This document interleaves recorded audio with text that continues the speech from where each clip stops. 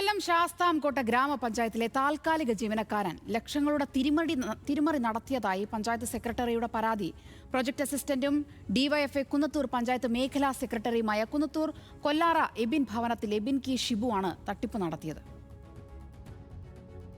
ഈ gram പോർട്ടലിനകത്ത് Jio tagging അടക്കമുള്ള കാര്യങ്ങൾ പഞ്ചായത്തിനെ സഹായിക്കാൻ പറ്റുന്ന തരത്തിൽ ഉപയോഗിക്കേണ്ട പ്രോജക്റ്റ് അസിസ്റ്റന്റ് എന്ന് പറയപ്പെടുന്ന ആളിന് അവിടുമായി ബന്ധപ്പെട്ടുള്ള മേക്കറുടെയും ഹെൽപ്പറുടെയും എല്ലാ സഹായങ്ങളും കൊടുത്തുകൊണ്ട് സാമ്പത്തികം കൈകാര്യം ചെയ്യുമ്പോൾ ഉപയോഗിക്കേണ്ട ഫോൺ നമ്പർ സെക്രട്ടറിയുടെ പ്രസിഡന്റിന് കൊടുക്കുന്നതിന് പകരം സ്വന്തം ഫോൺ നമ്പർ ഉപയോഗിച്ചുകൊണ്ട് 20 ലക്ഷത്തിലധികം രൂപ 2025-26 സാമ്പത്തിക വർഷം 20 ലക്ഷത്തിലധികം രൂപ സ്വന്തം അമ്മയുടെ അക്കൗണ്ടിലേക്ക് ട്രാൻസ്ഫർ ചെയ്തുകൊണ്ട് അത് ക്രയവിക്രയം ചെയ്യുന്ന ഒരു സാഹചര്യത്തിലേക്ക് പോയിരിക്കുകയാണ്.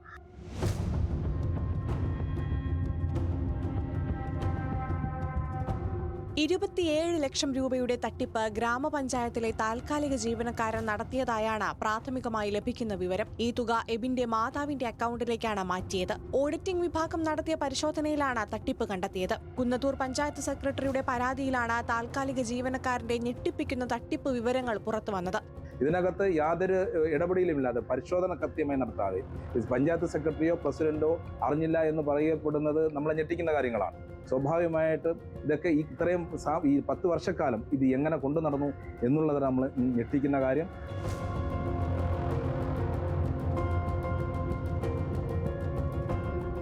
സംഭവത്തിൽ കേസെടുത്ത ശാസ്താംകോട്ട സിഐ പ്രതിയെ വീട്ടിൽ നിന്നും കസ്റ്റഡിയിലെടുത്തു. ചോദ്യം ചെയ്യലിൽ കുറ്റം സംബന്ധിച്ച ഇയാളുടെ അറസ്റ്റ് രേഖപ്പെടുത്തിയിട്ടുണ്ട്. കോടതിയിൽ ഹാജരാക്കിയ പ്രതിയെ റിമാൻഡ് ചെയ്തു. 2017 പിൻവാതിൽ നിയമനത്തിലൂടെയാണ് എബിൻ പഞ്ചായത്ത് ജോലിയിൽ പ്രവേശിച്ചത്. ഈ ഗ്രാം പോർട്ടൽ വഴിയായിരുന്നു തട്ടിപ്പ് നടത്തിയത്.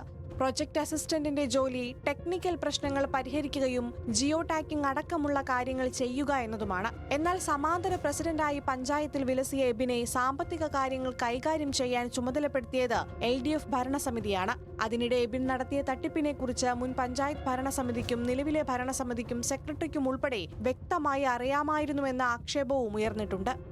ന്യൂസ് മലയാളം, കൊല്ലം.